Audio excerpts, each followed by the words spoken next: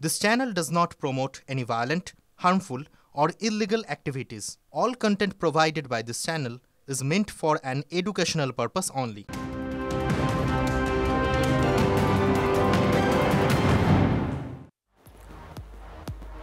নমস্কার, দেখছেন TV 9 Bangla. Bengal breaking নিয়ে আপনাদের সঙ্গে আমি অনির্বাণ, আর আমার সঙ্গে আমি শুভজিৎ রয়েছি। আর বেঙ্গল ব্রেকিং এর শুরুতেই আমরা যে খবরে চোখ রাখবো, তার কারণ এই ধরনের ঘটনাগুলো বারবার আইন শৃঙ্খলা পরিস্থিতি নিয়ে প্রশ্ন তোলে। এবং আবারও এমন একটি ঘটনা, বরানগরে স্বর্ণ ব্যবসায়ীকে খুন এবং দিনে দুপুরে খুন করে দুষ্কৃতীরা।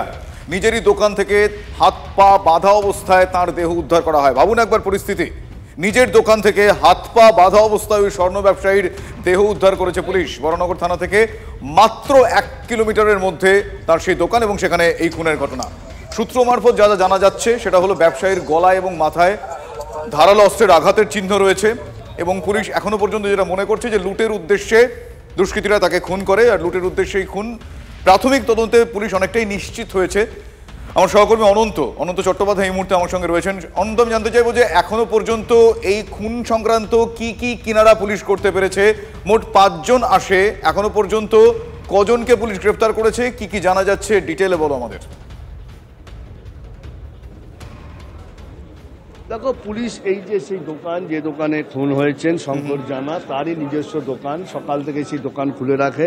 পুলিশ বিভিন্ন নমুনা সংগ্রহ করছে, কে এসেছিল, তার ছাপ, তার নমুনা, যেখানে হয়েছে ধারালো অস্ত্রে কোপ দেওয়া হয়েছে সেখানে রক্তের নমুনা, বিভিন্ন জায়গা নমুনা তারা দেখছেন।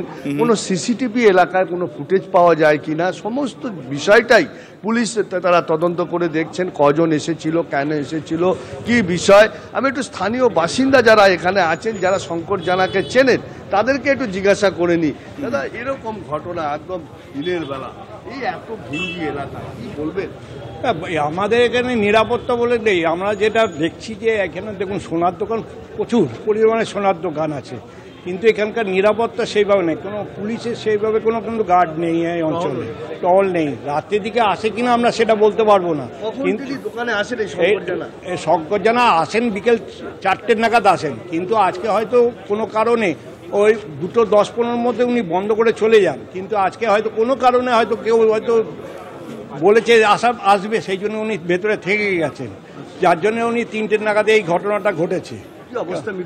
যা যে প্রত্যক্ষদর্শী যে দেখেছে, যে আমাকে প্রথমেই বলেছে, যে আমি তারপরে তো থানাতে আমি জানিয়েছিলাম আমার বন্ধুকে দিয়ে বা কাউন্সিলরকে জানিয়েছিলাম, তখন সে বললো যে আমি দরজা খুলে দেখলাম যে উনি পাটা বাঁধা অবস্থায় এবং রক্তাক্ত অবস্থায়, দেয়ালে রক্ত লেগে আছে।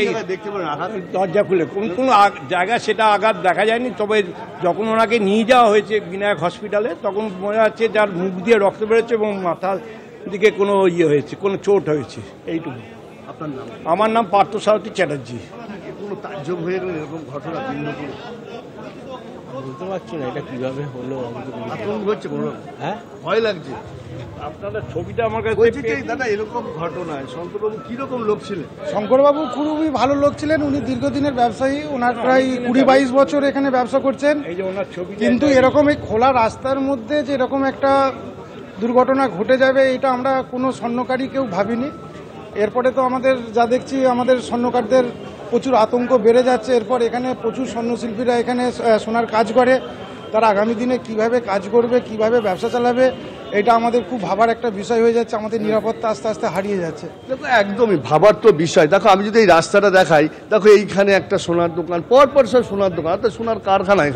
এখানে হচ্ছে আজকের থেকে নয়, বহু দিনের পর দিন, বহু বছরের পর বছর ধরে এই কারখানাগুলো রয়েছে।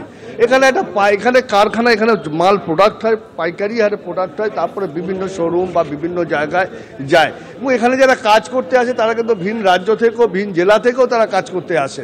আমার কাছে আরও যারা প্রতিবেশী রয়েছেন, আমি একটু জিজ্ঞাসা করি এখানকার যারা বাসিন্দা। দাদা, এরকম ঘটনা শোনার পর অনন্ত এক্ষেত্রে যেরকম পজিশন, যেভাবে সোনার দোকানগুলো বা কারখানা যেরকম বলছো, আর তার ছেলে তিনি যখন সিসি ক্যামেরার অ্যাক্সেস যেটা তার কাছে ছিল, বোঝাই যাচ্ছে তিনি যখন অ্যাক্সেস পান না তখন তিনি প্রতিবেশীকে ফোন করেন। কিন্তু যেরকম পজিশনিংটা বললে, তাতে তো বাড়তি নিরাপত্তা এক্ষেত্রে অপরিহার্য। সেক্ষেত্রেই সব থেকে ঢিলেমি কেন? চালাতে পারবে কি না পারবে না সেটা এখন বলা খুব মুশকিল। এই বাড়তি যে নিরাপত্তার দরকার, এখানে তো সোনার যে দোকান পট্টি বলে, সোনা পট্টি বলে, এইখানে এত নিরাপত্তা কি ধরনের দরকার? অ্যাকচুয়ালি এইখানে নিরাপত্তা বলতে গেলে প্রশাসন কিভাবে কি নিলে এটা সুবিধা হবে সেটা ঠিক আমার জানা নেই। আপনাদের মিটিং হয় মাসে? হ্যাঁ, সেটা আমাদের স্বর্ণশিল্পী সমিতি আছে, আমাদের সমিতি সংগঠন মিটিং করে না, পুলিশ নিয়ে মিটিং হয়নি। এখানে যে কমিটির লোক আছে, কমিটিরা বসে একটা আলোচনা করে কিভাবে চললে হবে না চললে। আগে তো ওই কে মুখার্জি রোডে এক সোনার দোকানে অনন্ত আরো একটা ছোট্ট প্রশ্ন, সেটা হচ্ছে এই ঘটনার আগে পুলিশের নিরাপত্তা ইত্যাদি ঢিলে ঢালা যাচ্ছিল, আর নতুন করে সেটা হাইলাইট করার মতন পরিস্থিতি নেই। তারা যা বলছেন দেখতেই পাওয়া যাচ্ছে। ঘটনা ঘটে যাওয়ার পর পুলিশের তৎপরতা কতটা, ছোট্ট করে ওয়ান লাইনার। দেখো, আমি পুলিশের তৎপরতা যতটাই দেখো, পুরো রাস্তায় দেখো পুলিশের গাড়ি ভর্তি, র্যাব নেমেছে এবং বিভিন্ন অফিসাররা এসছেন। একটা স্পেশাল টিম হয়তো তৈরি হয়েছে তদন্তের জন্য। কিছুক্ষণ আগে পুলিশ কমিশনার তিনি এসেছিলেন। তবে এই ঘটনা কেন ঘটলো সেটাও তারা তদন্ত করে দেখছেন। আমি যদি তোমার এই রাস্তাটা দেখাই, রাস্তাটাই কিন্তু সোনাপট্টি, জায়গাটাকে সোনাপট্টি বলা হয়, মানে সব ছোট ছোট সোনার এখানে কারখানা রয়েছে। ঠিকই, বুঝতেই পারছি। এরকম সোনাপট্টিতে যেখানে প্রত্যেকটা মুহূর্তে নিরাপত্তার ঘেরাটোপ ঠাস বুনোট থাকার কথা, সেখানেই গাফিলতি। যে গাফিলতি আমরা বারবার বলছি, তার কারণ গাফিলতি না হলে এই ধরনের ঘটনা প্রকাশ্যে এভাবে কুপিয়ে কাউকে খুন করে চলে যেতে পারে না পুলিশ। সব মিলিয়ে এনসিআরবির রিপোর্টে লাগাতার 4 বছর বাংলার নিরাপদ বলা হচ্ছে, নিরাপদ হিসেবে শহর হিসেবে কলকাতার 1 নম্বরে থাকার ঘটনাটা অন্তত বরানগরের মানুষের জন্য আজকে খুব একটা সুখের অভিজ্ঞতার দিন হয়ে থাকলো না। ঠিকই তাই। এবং এখনো পর্যন্ত এই ঘটনায় পুলিশ কতটা কি কিনারা করতে পারে অনির্বাণ, সেদিকে আমাদের অবশ্যই নজর রাখতে হবে। অল্প কাশি হলেও শিশুকে কাফ সিরাপ নিজের থেকে অনেকেই দিয়ে দেন, সেটা একেবারে না করছেন চিকিৎসকরা। এটা হিতে বিপরীত হতে পারে। জ্বর সর্দি কাশি হলেই চিকিৎসকদের পরামর্শ নিন। তারা যেরকম মেডিকেশনের কথা বলবেন সেটা মেনে চলে তারপর আপনাদের সন্তানদের সেই ওষুধ দিন। নিজের থেকে দুম করে কাফ সিরাপ দিয়ে দেবেন না। এটা কিন্তু চিকিৎসকরা বলছেন। কি বলছেন একটু স্পষ্ট করে শুনুন। কাফ সিরাপে বিষ। মধ্যপ্রদেশ ও রাজস্থানে 10-এর বেশি শিশু মৃত্যুর অভিযোগ। এই পরিস্থিতিতে কাপ সিরাপের ব্যবহার নিয়ে অ্যাডভাইজারি জারি করল কেন্দ্র। সেই নির্দেশিকায় বলা হয়েছে 2 বছরের কম বয়সী শিশুকে কাপ সিরাপ দেওয়া উচিত নয়। 5 বছরের কম বয়সী শিশুদের কাপ সিরাপ দেওয়ার ক্ষেত্রেও অত্যন্ত সতর্ক করা হয়েছে। কাপ সিরাপের প্রয়োজন হলে সঠিক মাত্রায় দিতে হবে। শিশুদের শারীরিক পরিস্থিতির ওপর নজর রাখতে হবে। প্রেসক্রিপশন ছাড়া কাপ সিরাপ কেনা যাবে না। ওষুধের সঙ্গে পার্শ্ব প্রতিক্রিয়ার দিকটিও খেয়াল রাখতে বলা হয়েছে। 2 বছরের কমে কোনো বাচ্চার কাপ সিরাপের কোনো দরকার নেই।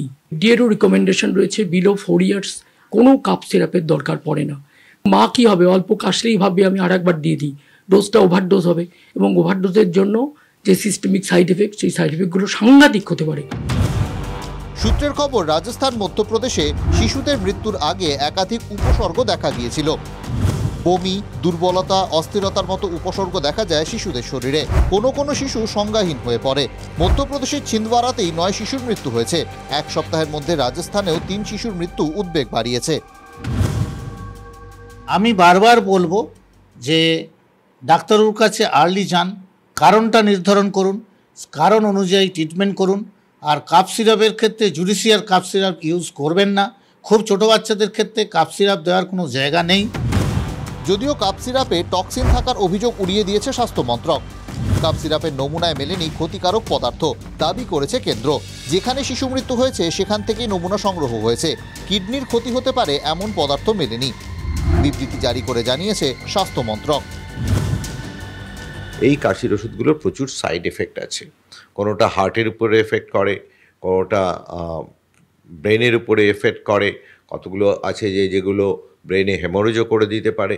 তো সুতরাং এদের সাইড এফেক্ট পড়লে আপনার মাথা খারাপ হয়ে যাবে। কোনো বয়সেই কাফ সিরাপের কোনো দরকার নেই। আর কাশির সিরাপ খেয়ে শিশু মৃত্যুর অভিযোগের মধ্যেই একটি বিশেষ ব্র্যান্ডের কাশির সিরাপ বিক্রিতে তামিলনাড়ুতে নিষেধাজ্ঞা জারি করা হয়েছে। চেন্নাইয়ের ওই সংস্থায় রাজস্থান, মধ্যপ্রদেশ, পুদুচেরিতে কাশির সিরাপ পাঠিয়েছিল বলে জানিয়েছে তামিলনাড়ু প্রশাসন। ওষুধ তৈরির কারখানা থেকে নমুনা সংগ্রহ করে পাঠানো হয়েছে পরীক্ষার জন্য। সৌরভ দত্তের report, TV9 Bangla.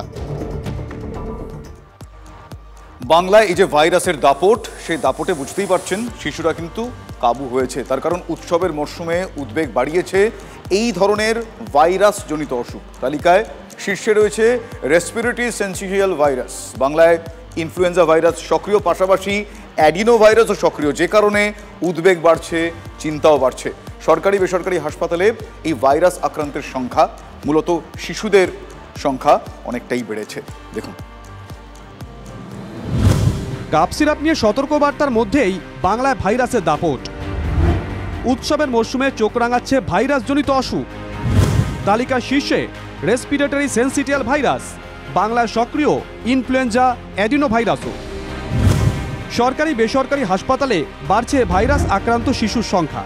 SSKM, Kolkata medical college, BC Roy শিশু হাসপাতাল, ন্যাশনাল, এনআরএস একই ছবি। বেসরকারি হাসপাতালেও শিশুরোগ বিভাগের ছবিটা একই। পরিমাপ মতো জল খাওয়ার পরামর্শ দিচ্ছেন চিকিৎসকরা। বেসিক্যালি এই ভাইরাসটা যে করে বাচ্চাদের বিলো 6 ইয়ার্স এজ, আরও কম বয়স বিলো 2 ইয়ার্স হলেও হয়। এদের bronchiolitis, pneumonia, viral pneumonia, viral infection এগুলো বেশি করে। যে বাচ্চাগুলো ইমিউনো কম্প্রোমাইজড, যে বাচ্চাগুলো ছোট বাচ্চা, তাদের ভোগান্তিটা বেশি হতে পারে। প্যারাসিটামল দিই জ্বরের জন্য, গা হাত পা ব্যথার জন্য প্যারাসিটামল ইজ এনাফ, জল বেশি করে খেতে বলি। জ্বর, শ্বাসকষ্ট, কাশি, নাক দিয়ে জল পড়ার মতন উপসর্গ দেখা দিচ্ছে শিশুদের। ফিভার যদি খুব হাই টেম্পারেচার চলতে থাকে তাহলে বুঝতে হবে যে এটা হয়তো একটা ব্যাকটেরিয়াল নিউমোনিয়াও অনেক সময় হতে পারে। যদি ব্রিদিংটা খুব ফাস্ট হয়, যে তাড়াতাড়ি শ্বাস চলছে, তার মানে হচ্ছে যে তার লাংসের ক্যাপাসিটিটা কমে যাচ্ছে, সেই জন্য তাকে বারবার করে ব্রিথ করে অক্সিজেনটাকে মেনটেন করতে হচ্ছে। আর ফিডিংটা যদি কমে যায়, 70%-এর তলে চলে যায়, তখন বুঝতে হবে যে না, তাকে একটু ফ্লুইডটা দিতে হবে। শ্বাসকষ্ট প্রবল হলে হাসপাতালে ভর্তিরও পরামর্শ দিচ্ছেন চিকিৎসকরা। আরএসবি ভাইরাসটা একটু ছোট বাচ্চাদের বেশি দিকে অ্যাটাকটা করে। এই সময় দেখতে হবে যে তার রেসপিরেটরি রেট কেমন হচ্ছে, তার অক্সিজেন স্যাচুরেশন কেমন আছে, বাচ্চা ঠিকমতো করে খেতে পাচ্ছে কিনা, বাচ্চার কোনো রকম শ্বাসকষ্ট ডেভেলপ করছে কিনা। এই রকম যদি সিমটমগুলো দেখা যায় বা বাচ্চা নেতিয়ে পড়ছে কিনা, তাকে কিন্তু দ্রুত হসপিটালাইজ করতে হবে। এসএসকেএমে আরএসবি আক্রান্ত এক শিশু আইসিইউ এ চিকিৎসাধীন। 1 বছরের নিচে শিশুদের মধ্যে আরএসবিতে আক্রান্তের প্রবণতা বেশি। সৌরভ দত্তের রিপোর্ট, TV9 বাংলা। আচ্ছা, পৃথিবীতে কি এমন জিনিস আছে যেটা কোথাও বানানো যায় না? মানবদেহই কারখানা, আর সেটা হচ্ছে রক্ত। প্রতি 2 সেকেন্ডে দেশে একজনের রক্ত লাগে। প্রশ্ন হচ্ছে, রক্তদাতা কই? কোথায় মিলবে এত রক্ত? রক্ত সংরক্ষণের ব্যবস্থাটাও এই মুহূর্তে যা পরিস্থিতি, সেটাকে নড়বড়ে বললেও কম বলা হয়। আর উৎসব এলে আপনারা জানেনই হাসপাতালে রক্তের হাহাকার, কারণ সেই সময় রক্তদান শিবির ইত্যাদি যোগানটা কমে যায়। বর্ধমান, কোচবিহারে রক্তের অভাবে অপারেশন আটকে গিয়েছে। ডোনার ছাড়া রক্ত মিলছে না। আর 2 জেলা আসলে একটা বিন্দু। মানে আমি যে উদাহরণটা দিলাম, সিন্ধুর হাল দেখলে ওই চোখ কপালে ওঠে বলে সেটা হবে। দেখুন একবার বিস্তারিত। উৎসবের মেজাজে বাংলা।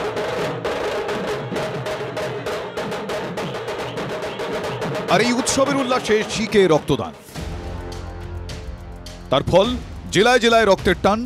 বর্ধমান মেডিকেল কলেজ ও হাসপাতালের ব্লাড ব্যাংকে রোজ 70 ইউনিট রক্ত লাগে। দ্বাদশীর হিসেব বলছে ব্লাড ব্যাংকের স্টকে 200 ইউনিট রক্তও নেই। চিন্তার বিষয়, কোনো নেগেটিভ গ্রুপের রক্ত মিলছে না, এমনকি এবি পজিটিভ গ্রুপের রক্তও নেই। সূত্রের খবর, মজুত রক্তে বড়জোর দিন 3 চলতে পারে। মহালয়ার অনেক আগে থেকেই সরকারি বা বেসরকারি উদ্যোগে কার্যত তেমন রক্তদান শিবিরই হয়নি। ফলে বর্ধমান মেডিকেল কলেজ ও হাসপাতালে ব্লাডের যোগান কমে গেছে। রক্ত সংগ্রহের মূল উৎসই রক্তদান শিবির। এবার পুজোয় আমার আপনার এ ধরনের ক্যাম্প কোথাও দেখেছেন? হাসপাতালে যাদের রক্তের প্রয়োজন তাদের ডোনার আনতে হচ্ছে। জমা দিতে গেলাম, বললো যে এটা হবে না, আজকে একটাই হবে, পরের দিন একটা হবে।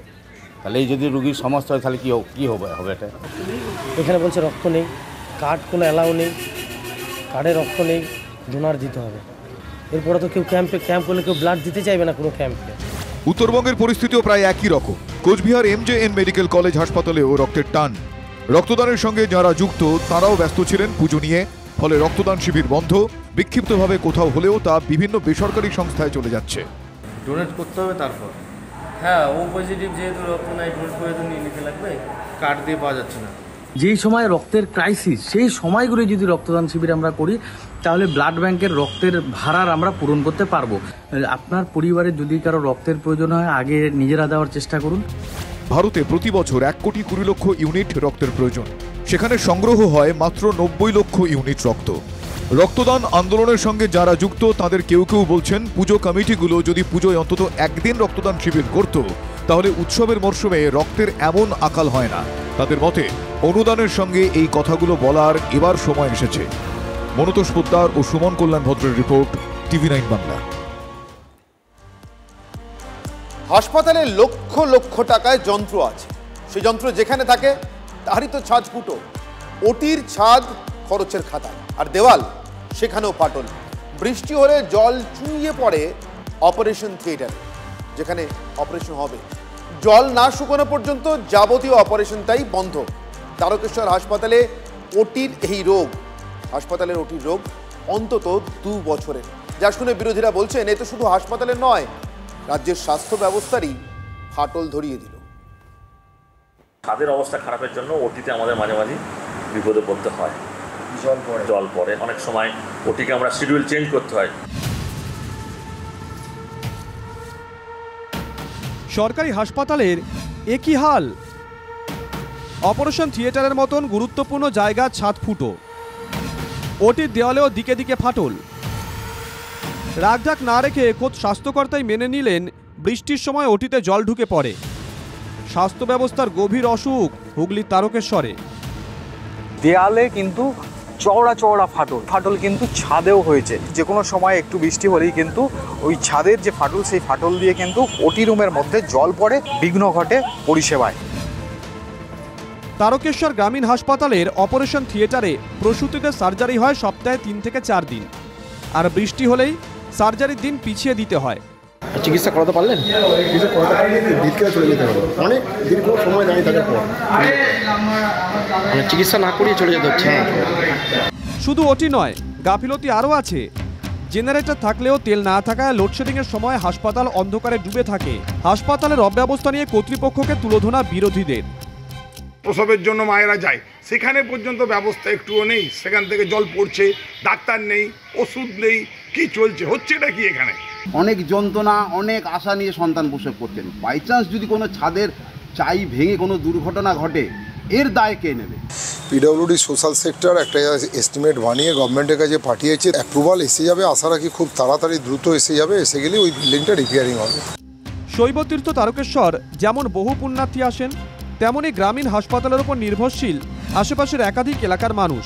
সেখানেই ওটিতে জল ঢুকছে, লক্ষ লক্ষ টাকার যন্ত্র নষ্ট হওয়ার জোগাড়, আর ফল ভুগছেন সাধারণ মানুষ। হুগলি থেকে সনত মাঝির রিপোর্ট, TV9 বাংলা। খানিকক্ষণের ঝড় বৃষ্টিতে বিপর্যয়। বালুরঘাটে 512 নম্বর জাতীয় সড়ক ভেঙে পড়ল আলোকসজ্জার জন্য তৈরি গেট। রাস্তার উপর বাঁশের তৈরি গেট ভেঙে পড়ায় অল্পের জন্য রক্ষা কুমারগঞ্জ গ্রামে যাত্রীবাহী বাস এবং বাইকের। পরিস্থিতি নিয়ন্ত্রণে আনতে ঘটনাস্থলে পৌঁছবে বালুরঘাট সদর ট্রাফিক পুলিশ। হাওড়ার সলপে মন্দিরের চাতাল থেকে যুবকের রক্তাক্ত দেহ উদ্ধারে চাঞ্চল্য। মাথার পিছনে এবং কানে আঘাতের চিহ্ন রয়েছে। যুবককে উদ্ধার করে হাসপাতালে নিয়ে গেলে চিকিৎসকরা মৃত বলে ঘোষণা করেন। কিভাবে মৃত্যু পুলিশ খতিয়ে দেখছে। বিসর্জনের শোভাযাত্রা চলাকালীন পুলিশের গাড়ির ওপর উঠে মত্ত তরুণীর তাণ্ডব। বীরভূমের রামপুরহাটের ঘটনা। মহিলা পুলিশ কর্মীকে চড়, থাপ্পড়, লাথি মারার চেষ্টা, থুতু ছেটানোর অভিযোগ। পুলিশের গাড়ির ছাদে উঠে অসংলগ্ন আচরণ। গাড়ির ওপর থেকে নামিয়ে তরুণীকে গ্রেফতার করে পুলিশ। ধূপগুড়িতে আবারও লোকালয়ে হাতির হানা। দাঁতালের তাণ্ডবে ক্ষতিগ্রস্ত বামুনডাঙ্গা চা বাগানের প্রাথমিক বিদ্যালয়। গরুমারার জঙ্গল থেকে বেরিয়ে স্কুলে তাণ্ডব চালায় 3টি হাতি। ক্ষতিগ্রস্ত স্কুলের রান্নাঘর। বন দপ্তরের ভূমিকায় প্রশ্ন তুলেছেন এলাকাবাসী। পুরুলিয়া শহরে গোশালায় মহিলার অর্ধনগ্ন দেহ উদ্ধার। অলঙ্গিডাঙ্গা প্রাথমিক স্কুলের পাশে পরিত্যক্ত একটা জায়গায় সেখানে মহিলার দেহ দেখতে পান স্থানীয়রা। মৃত মহিলা বহিরাগত বলেই এলাকাবাসী দাবি করেন।